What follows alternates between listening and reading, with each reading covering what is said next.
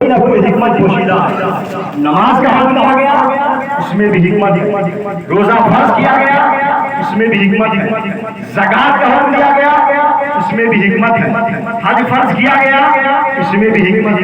حاصل کلام یہ ہے کہ رب کے ہر حکم میں حکمت و مصلحت موجود ہے. تو انہی احکامات الہیہ میں سے ایک حکم نکاح ہے. قرآن میں رب قدیر نے اپنے بندوں کو نکاح کا حکم دیا کہ فَانكِحُوا مَا طَابَ لَكُم مِنَ النِّسَاءِ مَثْنَىٰ وَثُلَاثَ وَرُبَاعَ. نکاح میں لاؤ جو عورتیں تمہیں خوش آئیں, اچھی لگے, بھلی معلوم ہو, دو دو, تین تین اور چار چار.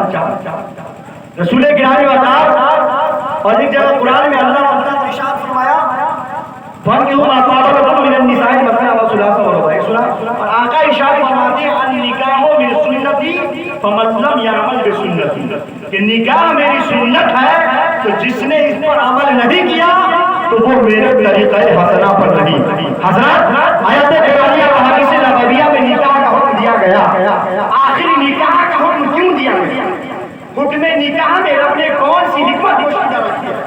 تو آئیے اس کا جواب معلوم کرنے کے لیے آپ دیکھیں کوئی بھی ایسا سوال نہیں ہے کسی بھی اچھے سے اچھے عالم کے پاس اور کسی بھی بڑے سے بڑے دانشور کے پاس جس کا جواب اس قرآن میں نہ ہو. آئیے ہم قرآن سے پوچھتے ہیں, اے قرآن تو بتا کہ نکاح کا فلسفہ کیا ہے؟ قرآن میں رب قدیر نے جو اپنے بندوں کو نکاح کا حکم دیا اس میں راز کیا ہے؟ قرآن رہبری کرے گا. اللہ فرماتا ہے احل لکم ما وراء ذالکم ان تبتغوا باموالکم محسنین غیر مسافحین وما استمتعتم به منہن فآتوہن اجورہن فریضہ. اللہ رب العزت ارشاد فرماتا ہے کہ ان محرمات کے سوا تمہارے لیے حلال کی گئی اس طرح کہ تم اپنے مالوں کے ذریعے نکاح میں لاؤ. شہوت زانی سے بچتے ہوئے طلب کرو, پھر ان میں سے جنہیں تم نکاح میں لانا چاہو ان کے مقررہ مہر انہیں ادا کرو. حضرات قانون دا و قانون ساز پیغمبر صلی اللہ علیہ وسلم ارشاد فرمایا یا معاشر الشباب من استطاع منکم الباءۃ فلیتزوج فإنه أغض للبصر وأحسن للفرج ومن لم يستطع فعليه بالصوم فإنه له وجاء. سبحان اللہ. ارشاد فرماتے ہیں کہ اے جوانوں تم میں جس کو بارے نکاح کی طاقت ہو وہ شادی کرے. کیوں؟ فإنه أغض للبصر, کیونکہ یہ نگاہ نیچی رکھنے والی اور شہوت کی حفاظت میں زیادہ کارگر ہے. اور جسے وسعت نہ ہو ومن لم يستطع فعليه بالصوم فإنه له وجاء, اور جسے وسعت نہ ہو شادی کرنے کی تو وہ روزہ رکھے. وہ روزہ رکھے کیوں؟ فإنه له وجاء, کیونکہ یہ اس کے لیے شہوت شکن ہوگا, شہوت کو دور کرنے والی چیز ہوگی. حضرات غور کرنے کا مقام ہے. فصاحت و بلاغت سے لبریز چند جملوں میں فلسفہ نکاح کو بیان کر دیا گیا.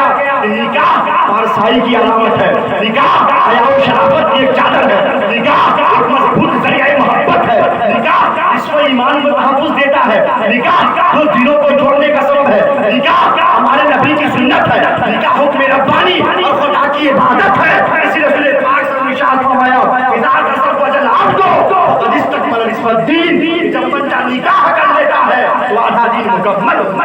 سبحان اللہ سبحان اللہ. یہ فلسفہ ہے نکاح کا. اور شادی کے تعلق سے سب سے اہم مسئلہ لڑکی اور لڑکے کا انتخاب و پسند ہے کہ نکاح کے لیے لڑکا کیسا ہونا چاہیے, نکاح کے لیے لڑکی کیسی ہونی چاہیے. اس سلسلے میں ہمیں اسلام کی روشن تعلیمات پر غور کرنا چاہیے.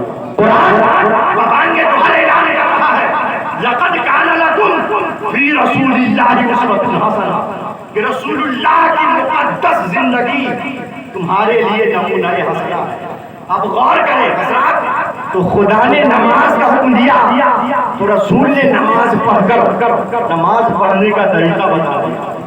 خدا نے زکات کا حکم دیا تو رسول اکرم صلی اللہ علیہ وسلم نے اپنی نگاہوں کے سامنے زکات نکلوا کر زکات نکالنے کا طریقہ سمجھا دیا.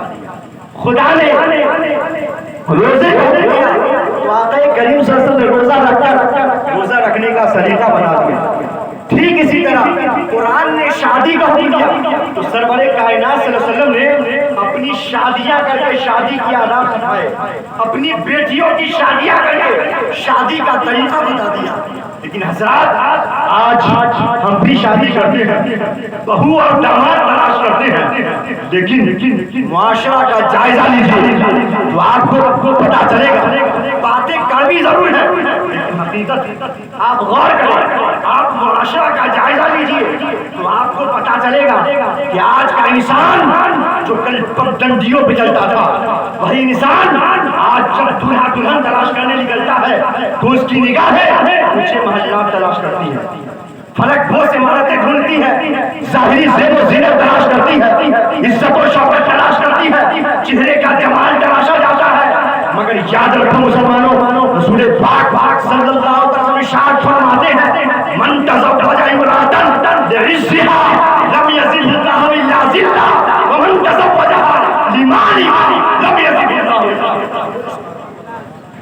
آقا ارشاد فرماتے ہیں کہ جس نے عورت سے اس کی عزت کے سبب من تزوج امرأة لعزها، کہ جس نے عورت سے اس کی عزت کے سبب نکاح کیا وہ ذلیل ہی بنے گا، اور جس نے اس کی دولت کی وجہ سے نکاح کیا تو وہ محتاج ہی بنے گا. یہ آقا کا فرمان ہے، کسی دنیا دار کا نہیں بلکہ محبوب پروردگار کا فرمان ہے کہ جس نے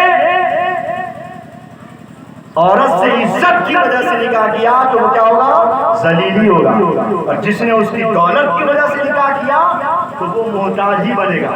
لیکن حضرات اب اس کے بعد آپ کے ذہن میں سوال پیدا ہوگا کہ رشتہ تلاش کرتے وقت کیا دیکھا جائے، کن خوبیوں کو تلاش کیا جائے، کن اوصاف کو ڈھونڈا جائے. تو اس سوال کے حل کے لیے آپ کو بارگاہ مصطفیٰ میں حاضر ہونا پڑے گا، جسے خدا نے اپنا نائب بنا کر پیدا فرمایا.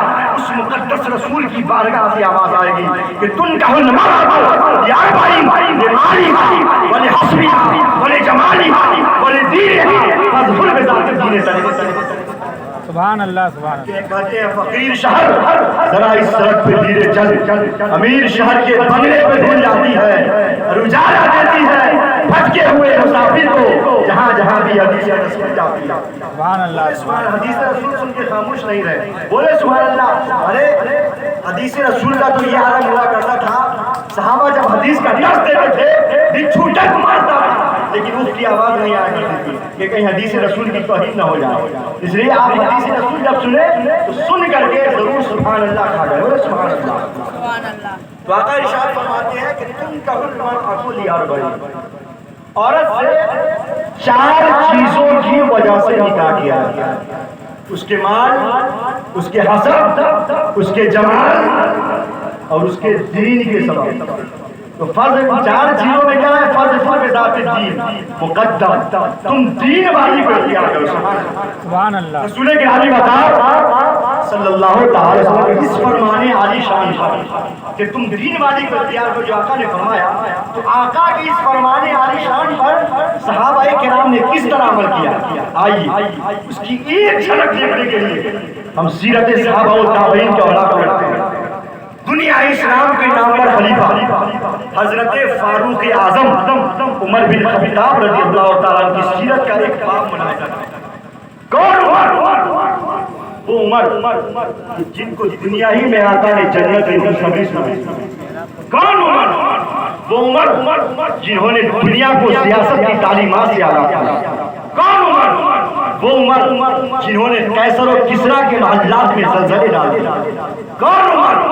وہ عمر جن کے بارے میں آقا نے فرمایا لو کان نبی بعد لکان عمر بن الخطاب، کہ میرے بعد اگر کوئی نبی ہوتے تو وہ عمر.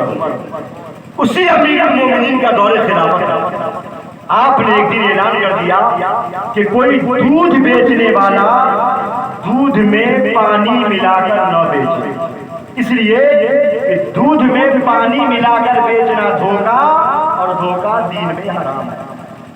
ایک دن حضرت عمر رضی اللہ تعالیٰ ایک غریب دیہاتی بیوہ کے خیمے کے پاس سے گزرے تھے کہ خیمے کے اندر ہونے والی گفتگو نے آپ کے قلب روک دیا.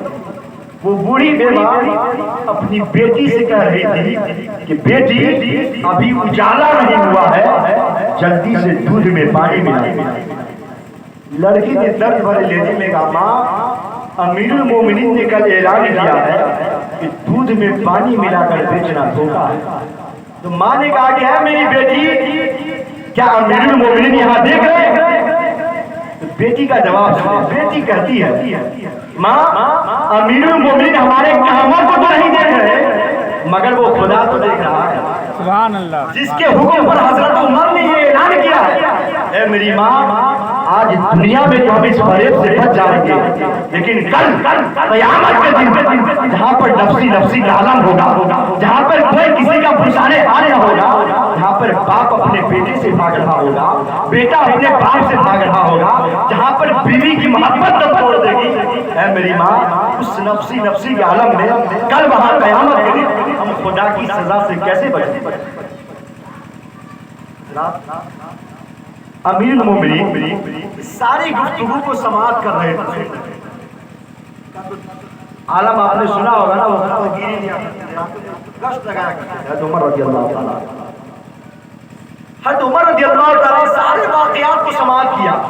سننے کے بعد اپنے گھر تشریف لے جاتے ہیں اور حضرت عمر کہتے ہیں کہ اے میرے بیٹو تم میں کون ہے تو اس نیک وقت لڑکی سے شادی کرے گا, اس نیک وقت لڑکی سے شادی کرے گا. حضرت عاصم کھڑے ہوتے ہیں سبحان اللہ اور عرض کرتے ہیں ابا جان میں اس سے شادی کرنے کے لیے تیار ہوں. حضرت عمر رضی اللہ تعالیٰ جب بیٹی کی تیاری کے باوجود اقرار کے بعد حضرت عمر رضی اللہ تعالیٰ نے اس غریب دیہاتی بیوہ کے یہاں اپنے بیٹے کی شادی کا پیغام بھیجا. وہ بوڑھی بیوی اپنی بیٹی کا پیغام پا کر جھوم اٹھی اور قسمت کی بلندی پر ناز کرتے ہوئے اس نے فوراً پیغام نکاح قبول کر دیا.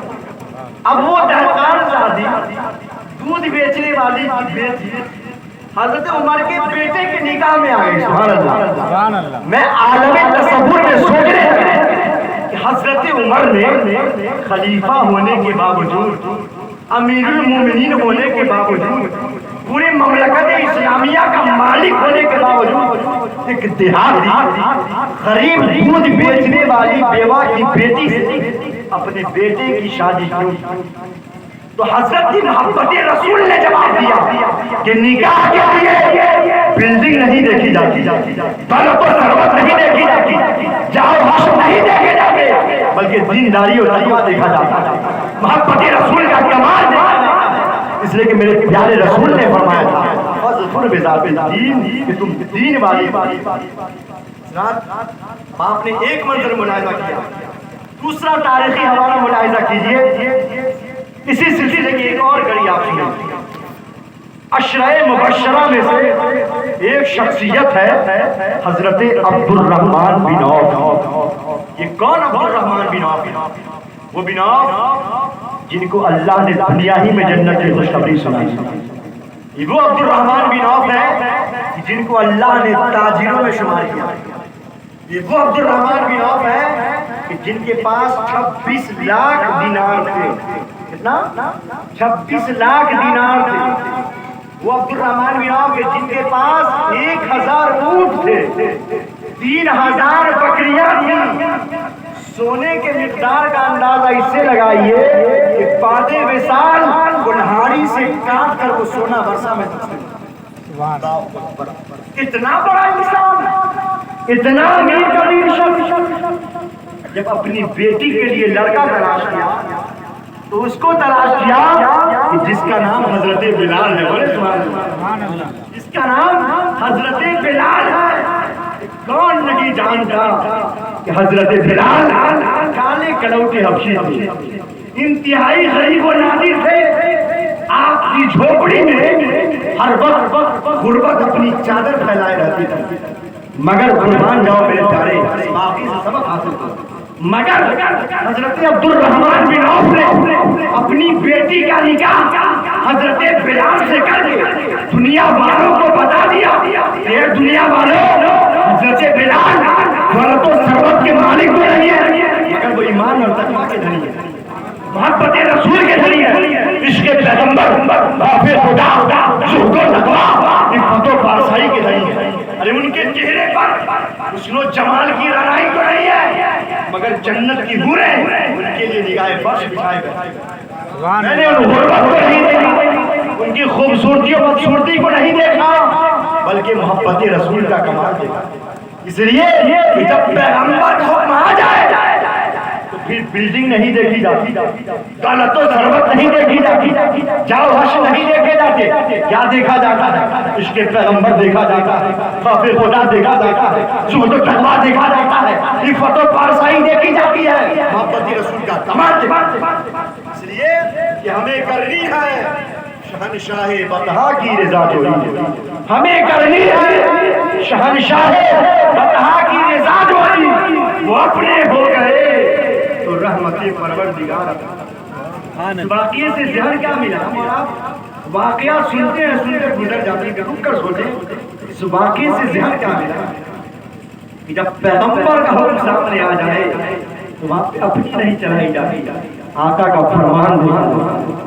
میرے عزیزو، ہمارا اگر ان باتوں پر غور کر لیں، آج ہمارے یہاں شادیوں میں جو اخراجات ہوتے ہیں، بیجا اطلاق ہوتے ہیں، اور ایک مطالبہ جہیز سے لعنت اتنی تیزی کے ساتھ پھیل رہی ہے۔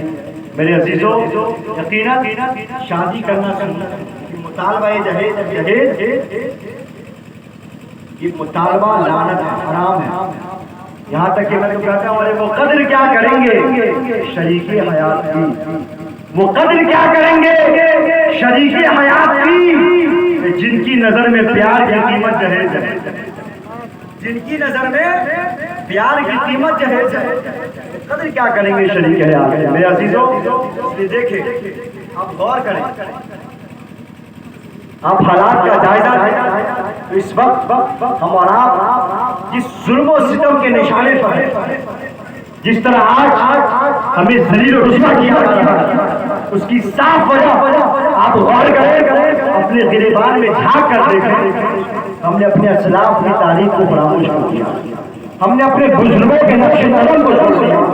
یہی وجہ ہے کہ آج دنیا ہمارے اوپر غالب ہو چکی ہے۔ آپ دیکھیں، میں جس دہلی سے آتا ہوں، اس واقعہ کو آپ سن لیں، میں بغیر حضرت محبوب الہی رحمۃ اللہ تعالیٰ علیہ یہ واقعہ سنائے بغیر نہیں رہ سکتا۔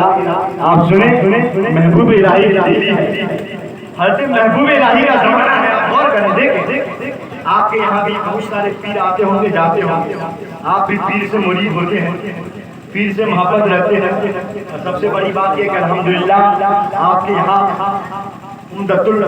بقیت السلف و عمدۃ الخلف قطب الاقطاب شیخ المشائخ سرکار تیغ علی شاہ رحمۃ اللہ علیہ آرام فرما، یقیناً ان کا فیضان پورے علاقے پوری بستی پر، اور میں کہوں گا یہ بزرگوں سے نسبت رکھیے، میں یہ پیغام ضرور دے کے جاؤں گا۔ دیکھیں بزرگوں کی صحبت کا کیا فائدہ ہے، ایسے محبوب الہی رحمۃ اللہ علیہ کا زمانہ ہے، جب آپ بڑے ہو گئے آپ نے سوچا کہ آپ گھر سے باہر روزگار کی تلاش میں نکلے، اپنے ماں باپ کو کچھ کما کر دے، ماں باپ کے لیے کچھ مددگار معاون ثابت ہو۔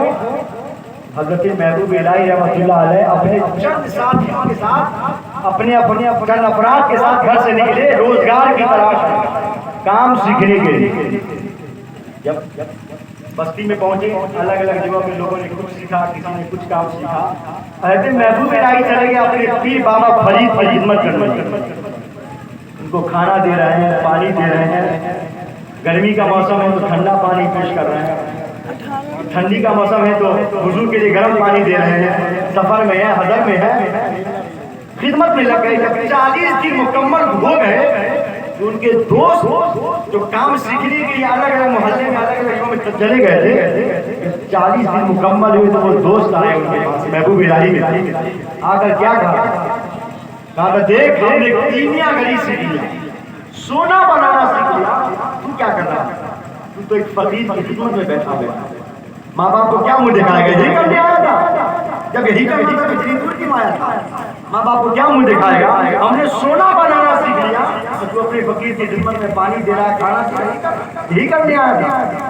حضرات آپ غور کریں، ایک ساتھ کسی نے 12ویں پاس کی، بی اے پاس کی، اس میں سے ایک کو نوکری مل گئی اور دوسرے کو نوکری نہیں ملی، تھوڑی دیر کے لیے تکلیف ہوتی ہے لیکن میں بھی وہی ڈگری حاصل کیا مجھے بھی ملنی چاہیے, میں بھی وہی پڑھائی کیا, میں بھی وہی محنت کی, ہمیں بھی ملنی چاہیے.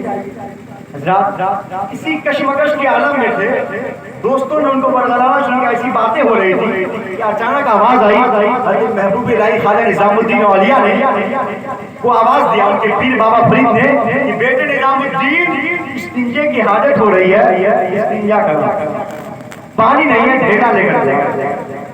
اب حضرت محبوب الہی دل میں اداسی کا عالم تھا کہ میرے دوستوں نے سونا بنانا سیکھ لیا, میں تو ایسے ہی کرتا رہا. وہ گئے ڈھیلا تلاش کرنے کے لیے, پہلا ڈھیلا اٹھایا, دوسرا اٹھایا, پھر کہا بیٹے نظام الدین دیری کیوں ہو رہی ہے, ڈھیلا نہیں لا پائے. اب سنیں محبوب الہی کا جواب. محبوب الہی کہتے ہیں کہ کیا کروں حضور, جس ڈھیلے کو چھوٹا ہوں وہ ڈھیلا ڈھیلا نہیں آتا, وہ تو سونا سبحان اللہ. اور سونے سے استنجا کرنا جائز ہے. دوستوں نے سونا بنانا سیکھ لیا تھا, کیمیا گری کا سونا بنانے, دوستوں نے سونا بنانا سیکھ لیا تھا اور آگے کہا تھا کہ تو یہاں یہی کرنے آیا تھا, ہم نے سونا بنانا سیکھ لیا.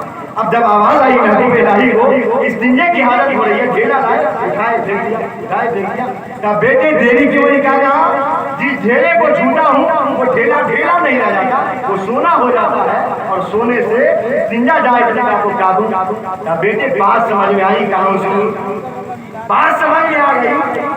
کہا دیکھو تیرے دوستوں نے 40 دن محنت کر کے کیمیا گری کرنا سیکھا, سونا بنانا سیکھا, اور تمہارے اندر رب نے میری صحبت سے میری نسبت کے سبب وہ اثر پیدا کر دیا ہے کہ تمہیں کیمیا گری بھی نہیں کرنا ہے, بس مٹی کو چھو دینا ہے, وہ سونا بنتا ہوا. سبحان اللہ. غور کریں یہاں ضرور کر, آخر یہ بات تو دوستوں میں ہو رہی تھی, پیر تک یہ بات پہنچی نہیں تھی. لیکن یہی پہ غور کریں, پیر تک بات نہیں پہنچی, لیکن عالم کیسا ہوا, منظر کیسا ہوا. اللہ والے جو ہوتے ہیں نا وہ دل کے حالوں کو پڑھ لیا کرتے ہیں, دلوں کے بھید کو پڑھ لیا کرتے ہیں. اس لیے آپ کسی اللہ والے کے پاس جائیں, آپ اتنا ضروری ہے کہ میدان محشر ہوگا, قیامت کا دن ہوگا, اللہ رب العزت اپنے ایک بندے کو حاضر کرے گا, ایک بندے کو بلائے گا, فرمائے گا میں نے جو تمہارے اوپر دنیا تنگ کر رکھی تھی دنیا میں, وہ اس لیے نہیں کہ لوگ تجھے ذلیل سمجھے, لوگ تجھے خار سمجھے, بلکہ آج عالم محشر میں تم گھومو, ٹہلو جنت میں, اور اس عالم میں دنیا کے اندر اگر کسی نے تمہیں کپڑا پہنایا ہو, کسی نے تمہیں پانی پلایا ہو, یا کسی طرح سے بھی کسی نے تمہاری مدد کی ہو, تو تم عالم محشر میں گھومو, ٹہلو جنت میں, ان تمام کو پہچانو اور اپنے ساتھ لے کر کے جنت میں داخل ہو. اس لیے اللہ والے جو ہوتے ہیں وہ دل کے حالوں کو پڑھ لیا کرتے ہیں. اب دیکھیں اور آپ اپنی نمازوں پر کبھی بھی اترائی نہیں. کچھ لوگ ہوتے ہیں نماز پڑھتے ہیں لیکن نماز میں اماموں کو بڑا پریشان کرتے ہیں. جب تک کہ لگتا ہے کہ امام کو کچھ کہیں گے تو ہماری نمازی مکمل ادا نہیں ہوگی, قبولیت کا دار و مدار ہے امام کو تنگ کرنا معلوم ہو رہا ہے. لیکن میرے عزیزوں ہر جگہ کے حالات, میں کئی جگہوں پہ جاتا ہوں لوگ کہتے ہیں کہ میں پریشان تنگ آتا ہوں, کہ میرا عزیز میں سے اتنا ہی کہوں گا کہ وہ امام ہے, وہ مولانا ہے, کیا پتہ نہیں. حضور اکرم صلی اللہ علیہ وسلم جب یمن کا حاکم بنا کر بھیج رہے تھے, حضرت معاذ بن جبل آقا کائنات صلی اللہ علیہ وسلم نے اپنی چادر مبارک سے ان کے سر پر عمامہ باندھا, اپنا عصا دیا, اور میرے آقا نے اونٹ پر ان کو بیٹھایا اور اونٹ کی نکیل پکڑ کے میرے آقا پیدل چلنے لگے. تو معاذ بن جبل نے کہا تھا کہ یا رسول اللہ یہ بے ادبی ہے, یہ بے ادبی ہے کہ آپ پیدل چل رہے ہیں اور مجھے اونٹ پر بیٹھائے ہوئے ہیں. تو آقا نے کہا ہے معاذ تم بیٹھے رہو, میں دنیا والوں کو یہ بتانا چاہتا ہوں کہ جس کو امام اور عالم بنا کے بھیجا جاتا ہے اس کا اس کا احترام کرنا چاہیے. تو مصطفیٰ جان رحمت پیدل چل رہے ہیں اور معاذ بن جبل کو اونٹ پر بیٹھائے ہوئے ہیں. آج 10 لوگوں کو 10 دینے کے لیے, آج کی اس دنیا میں رہنے والے افراد پیغام دینے کے لیے امام کا یہ مقام ہوتا ہے. میں تو کہیں کہیں دیکھتا ہوں کہ لوگ ہیں مسجد کے جو متولی ہوتے ہیں وہ جا کے مسجد میں یوں ہاتھ مارتے ہیں سب میں, اگر گرد و غبار آ گئی تو چلائیں گے کہ امام صاحب کو مسجد کی صفائی کا بھی ہم دوسرا امام لائیں گے. مطلب نہیں, ان کو الگ. میرے عزیزو, کیا قدردانی ہے؟ نہیں. اگر آپ صاف نہیں کر دیں, اگر کر دیں گے مسجد تو کیا یہ تو اللہ کا گھر ہے, آپ کو ثواب نہیں بالکل ملے گا. لیکن دیکھیں میں ایک جگہ گیا اور جو زیادہ دبنگ ہوتا ہے نا وہ زیادہ ہی دبانے کی کوشش کرتا ہے. باتیں کر بھی ضرور ہے لیکن میرا دیکھا سنے. میں ایک جگہ گیا ہریانہ کے, میں دلی میں رہتا ہوں اور ہریانہ راجستھان میں بات علاقے میں بہت پروگرام زیادہ رہتا ہے. یہ جگہ کیا کہا حضرت, کسی ایک بڑے آدمی نے کسی غریب آدمی نے ایک اپنے عہدے سے بڑے آدمی کچھ کہہ دیا جو اس کے مزاج کے خلاف. وہ اپنے گھر گیا, اپنے بھتیجے کو جمع کیا, کہا جاؤ فلاں کو جا کے دھو دو. اب اس کے بیٹے تھے, بھتیجا تھا, اس کو جا کے بری طرح زخمی کر دیا, لہو لہان کر دیا. اب وہ بیچارہ غریب کیا کرتا, اس نے بس یہ کیا کرتا, جا کے کوٹ میں مقدمہ ڈالا. اب صاحب پہنچ رہے ہیں, تو وہی بے عزتی ہو گئی تھی. وہ صاحب پہنچ رہے ہیں, وکیل سے کہہ رہے ہیں 1000 نہیں 2000 نہیں, جتنا لگے دیجیے, مگر اس کو جیل کے اندر کر. میرے عزیزو, اسی آدمی کے پاس آپ جائیں, مسجد کے لیے پیسہ دیا, امام صاحب کے لیے نذرانہ دینا تو 10 روپیہ نہیں ملے گا, اور وہی نصاب ایک مومن کو جیل بھیجنے کے لیے 1000 نکال رہا. یہ ہمارا کیریکٹر ہے آج کی زندگی. کس مقدمہ ہو گیا, جھوٹ بولیے گا, پیسہ خرچ کیجیے گا, پھر وہی آدمی آئے گا, امام صاحب مسلمانوں کی عزت نہیں ہے, مسلمانوں کو وقار نہیں مل رہا ہے. ارے میرے عزیزو, اپنے کیریکٹر میں اسلام کو اتار دیکھو. میرے مصطفیٰ نے غریبوں کو کلیجے سے لگایا. سبحان اللہ.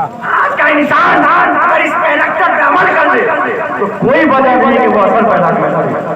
رسول کی تعلیم میں اثر ہے, کرتے کتنی پیاری ہے رسول کائنات کی سنتیں, بس عمل کر لو زندگی سب کیسی. آپ نے سنا ہوگا, بارہ سنا ہوگا, لیکن میں کیا کہنا چاہتا ہوں سنیں. غریبوں, آقا نے اپنی زندگی غربت میں کاٹ کر دنیا کے ہر غریب کی غربت خرید لی. ارے چلی جا رہی ہے دنیا, تو میرے مصطفیٰ اپنا سر پیش کرتے ہیں کہ لاؤ میں گٹری اٹھا کر کے تم کو تیرے گھر پہنچا.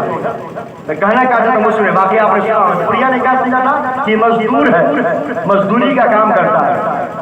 جب وہ اپنے گھر پہنچ گئی تو کیا کہا, بیٹے مزدوری لے لو, پیسے لے لو. تو آپ نے کیا فرمایا, ماں مجھے مزدوری نہیں چاہیے, میرا تو کام ہی یہی ہے بے کسوٹی کسی کر دینا, بے کسوٹی بسی کر دینا, جیتوں کو سنبھال لینا, لوگوں کے بوجھوں کو اپنے سر پہ اٹھا لینا. ماں میرا تو کام ہی یہی ہے. آپ بیٹے مزدوری نہیں لوگے تو نہیں لو, مگر میری ایک بات دھیان, کہیے کون سی بات ہے. محمد نام کا ایک آدمی پیدا ہوا ہے. پہچانا نہیں, کہا محمد نام کا ایک آدمی پیدا ہوا ہے, عبداللہ کے گھر میں ہے, بڑی پیاری پیاری بولی بولتا ہے.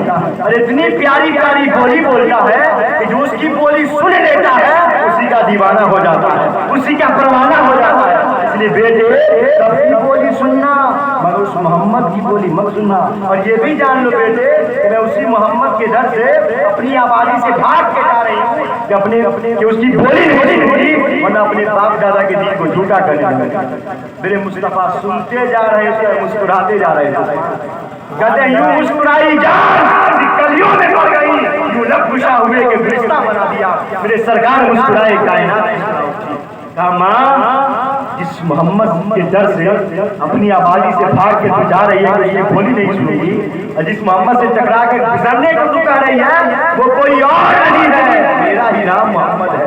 میں ہی عبداللہ کا بیٹا ہوں, میں ہی عبد المطلب کا پوتا ہوں, میں ہی آمنہ کا نور نظر ہوں. ماں میں ہی ہوں جس نے کہا ہے کہ اگر اللہ کو ایک نہیں مانو گے اور مجھے اس کا رسول نہیں مانو گے تمہاری نجات نہیں. بڑھیا نے سمجھ لیا اس دور جاہلیت میں اگر انسانیت کی کوئی روشن کتاب ہے تو یہی وہ ذات گرامی ہے. اپنا سر قدم مصطفیٰ پہ رکھ دیا اور پڑھ لیا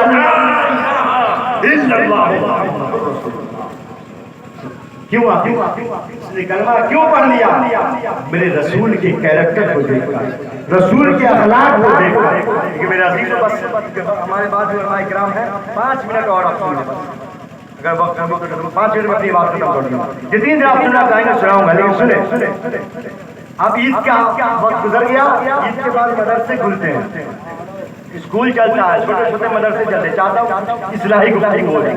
تقریریں تو جو شیلی بھی ہوتی ہیں، اصلاحی بھی ہوتی ہے، ہر طرح کی ہوتی ہے، لیکن چاہتا ہوں اس کام کی باتیں ہو جائیں. آپ دیکھیں آج کے بچے بھی پڑھتے ہیں نا، اسکول میں پڑھاتے ہیں اپنے بچوں کو، لیکن میں کہنا چاہتا ہوں آپ کو سنیے میرے عزیزوں. ہندوستان میں ایک بہت بڑا صوبہ ہے کشمیر. اس کو سنا کے میں کیا کہنا چاہتا ہوں سنیں. وہاں ایک اسکول چلتا ہے، اس اسکول کے اندر جہاں بچوں کو اردو، انگریزی، حساب، کمپیوٹر اور سائنس کی تعلیم دی جاتی ہے، کمپلسری تمام بچوں کو رسول پاک کی سیرت کا چیپٹر پڑھایا جاتا ہے. اسی اسکول کے اندر ایک بچہ ہے جس کی عمر 12 سال ہے. 12 سال کی عمر کا وہ لڑکا ہے، اسی اسکول میں داخلہ کرایا، تعلیم حاصل کر رہا ہے. چھٹی ہوئی وہ روڈ کراس کر رہا تھا. اب تو ہر جگہ ہائی وے بن گیا ہے. وہ روڈ کراس کر رہا تھا، ایک پنجابی بڑی تیزی کے ساتھ اپنی گاڑی سے گزر رہا تھا.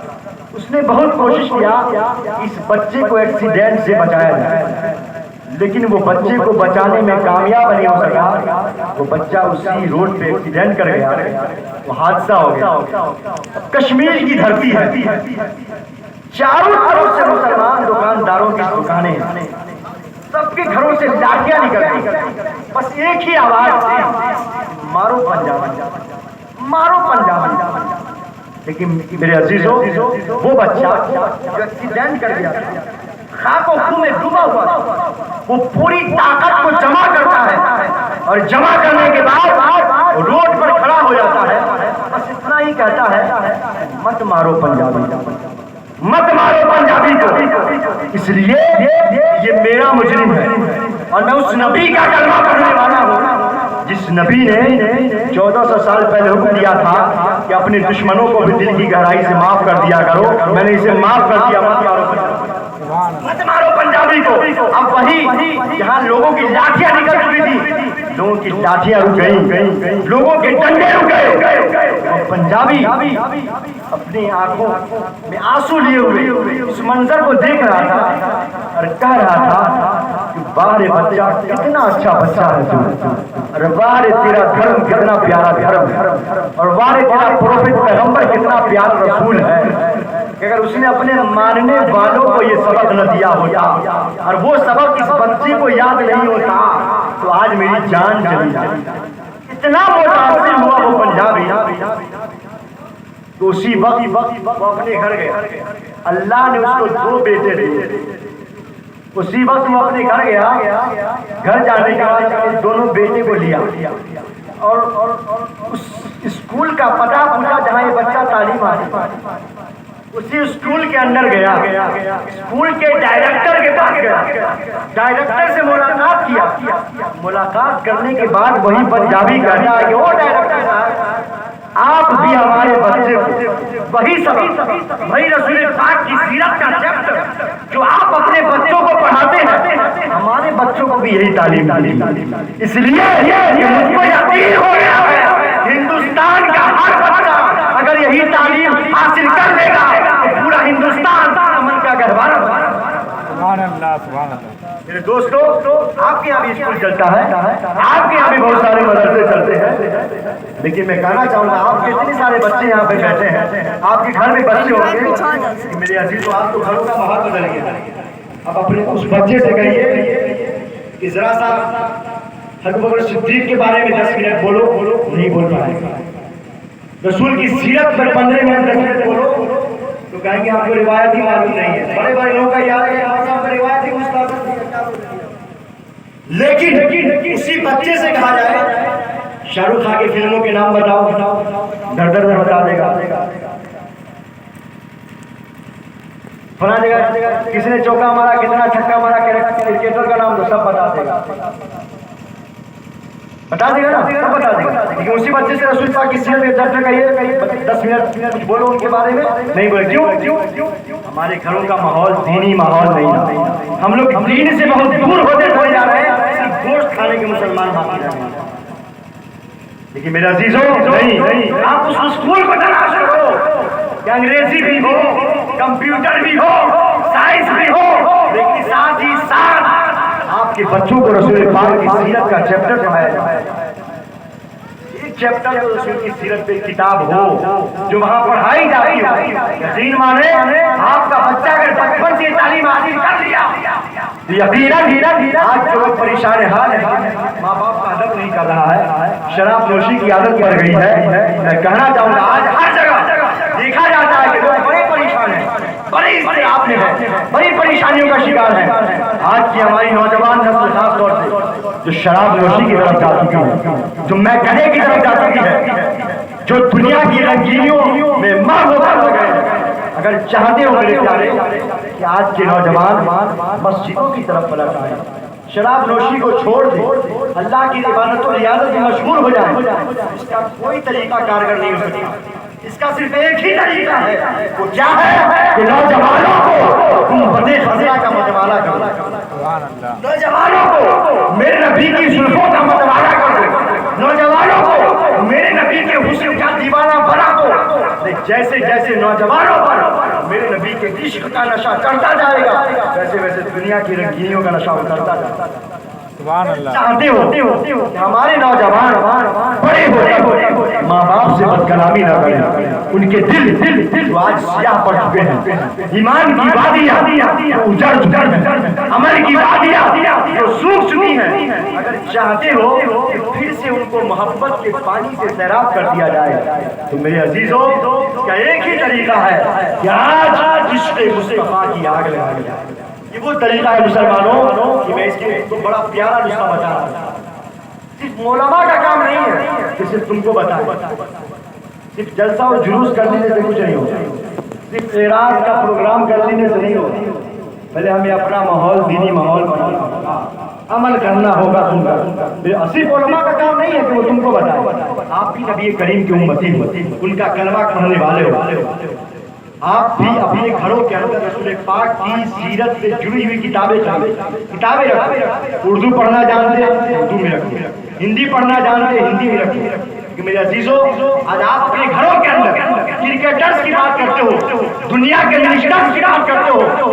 اگر آج آپ اپنے گھروں کے اندر کرکٹرز کی بات نہ کر کے, دنیا کے منسٹرز کی بات نہ کر کے, اگر تو نے میرے نبی کی کردار کی بات کی ہوتی تو آج تجھے تیری اولاد گالیاں نہیں دیتی, آج تیری اولاد اس سے بغاوت کرتی ہوئی نظر نہیں آتی. تو آپ کتابیں خریدو, اردو میں بھی ہے ہندی میں بھی ہے. اردو پڑھنا جانتے اردو میں رکھو, ہندی پڑھنا جانتے ہندی میں رکھو. اور آپ اپنی بچیوں کو, اپنے بچوں کو, اپنی بچیوں کو اپنے سامنے بیٹھا کر ذرا تذکرہ تو کرو سیدہ فاطمہ کا. اپنے بچوں کو اپنے سامنے بیٹھا کر ذرا کردار دیکھو میرے مصطفیٰ کا. پھر وہ انقلاب کرتا ہوگا کہ جوانوں کی جوانیاں باقی نظر آئیں گی.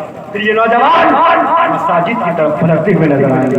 میرے دوست باتیں بہت ساری ہیں, لیکن ہمارے سامنے علماء کرام, کل کے علماء کرام کا ایک جبل غفیر ہے, شاعر سلام کی تعداد بھی کثیر ہے, اور سب کو مناسب وقت دیا جائے اس کی فکر شدت سے دامن کی ہے.